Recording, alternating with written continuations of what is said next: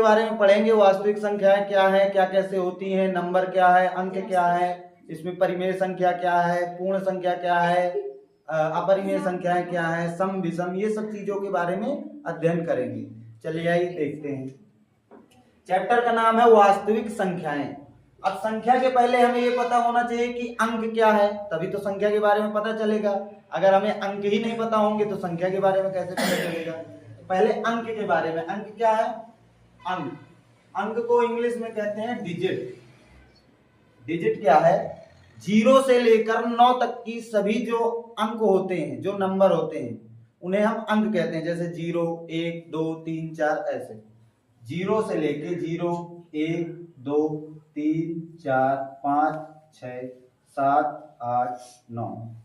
तो अब मान लीजिए एग्जाम में क्वेश्चन आ गया आपका कि अंकों की संख्या कितनी होती है, तो आपको बताना है, उसमें टिक लगाना है कि अंकों की संख्या होती है 0 से लेके 9 तक। पूरे जब आप काउंट करेंगे तो 0, 1, 2, 3, 4 ऐसे करके 10 अंक होते हैं, 10 हो जाएगी। तो यहाँ संख्या हो गई अपनी 10।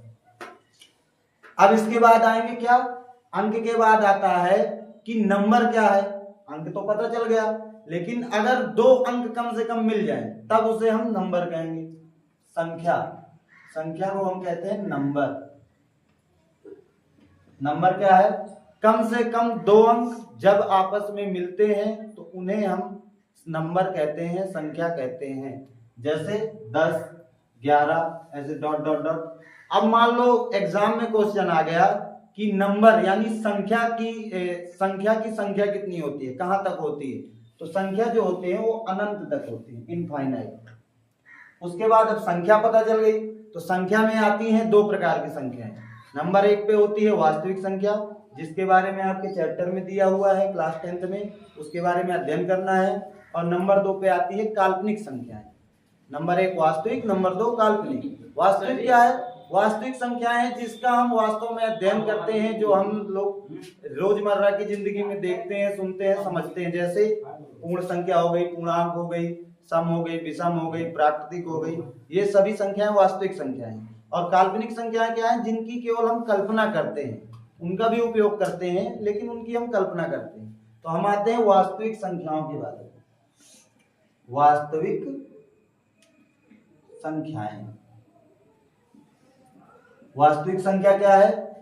वह संख्याएं, या फिर इसकी डेफिनेशन न लिखो, इसके बारे में लिखते हैं। जैसे पहला हो गया प्राकृत, प्राकृत संख्या, इसको इंग्लिश में कहते हैं natural number. Natural number, number. फिर आता है पूर्ण संख्या। पूर्ण संख्या यानी होल नंबर। फिर आता है पूर्णांक। पूर्णांक को इंग्लिश में कहते हैं इंटीजर। फिर आते हैं परिमेय। परिमेय को कहते हैं रेशनल। उसके बाद आता है अपरिमेय। अपरिमेय को कहते हैं इर्रेशनल। अब ये प्राकृत क्या है, पूर्ण क्या है, पूर्णांक क्या है, परिमेय क्या है, अपरिमेय क्या है, इनके बारे में थोड़ा सा समझ लीजिए। प्राकृत संख्या क्या है? वो संख्याएं जो 0 से लेके, 0 से नहीं सॉरी, वे संख्याएं जो 1 से लेके अनंत तक होती हैं, वो प्राकृत संख्याएं कहलाती हैं। 1 से लेके अनंत तक, ऐसे अनंत तक। मतलब क्या है? जैसे मान लो 10 है, 20 है, 50 है, 1000 है, 10,000 है, 1,00,000 है, ये सब प्राकृत संख्याएं कहलाती हैं। उसके बाद पूर्ण क्या है? तो अगर हम इसमें 0 ऐड कर देते हैं, 0 से लेके अनंत तक, 2, 3 ऐसे, तो ये सब हमारी पूर्ण हो जाती है। पूर्ण यानी होल नंबर।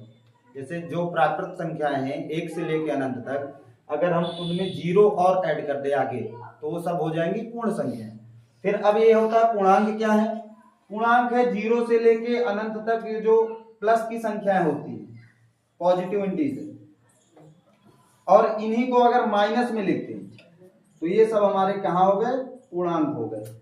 मतलब 0 से लेके प्लस की पूरी संख्याएं अनंत तक, और 0 से लेके माइनस की पूरी पूरी संख्या है अनंत तक, ये सब हमारे पूर्णांक कहलाते हैं। फिर उसके बाद आता है परिमेय संख्या। परिमेय संख्या क्या है?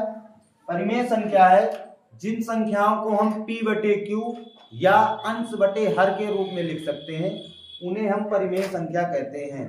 जिन संख्याओं को p बटे q या अंश बटे हर मतलब भिन्न के रूप में लिख सकते हैं।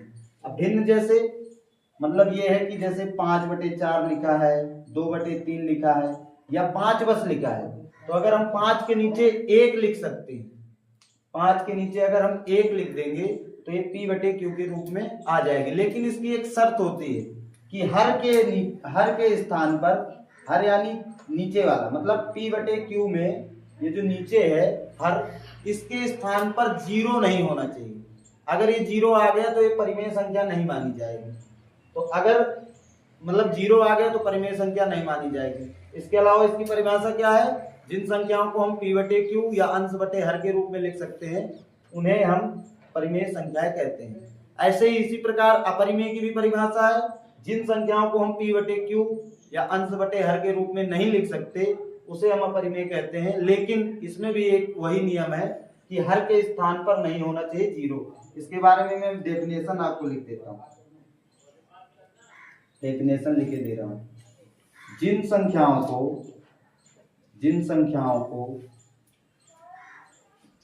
p बटे q या अंश बटे हर के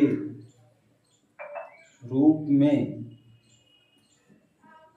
लिख सके या लिखी हूं, परिमेय संख्याएं कहलाती हैं। परिमेय संख्याएं कहलाती हैं। लेकिन इसकी ये शर्त क्या है? जहां q बराबर नहीं होना चाहिए 0। इसी प्रकार अपरिमेय की है, इसके नीचे यहां लिखे दे रहा हूं। जो संख्याएं p बटे q के रूप में ना लिखी जा सके उन्हें अपरिमेय संख्याएं कहते हैं। अपरिमेय संख्याएं कहते हैं।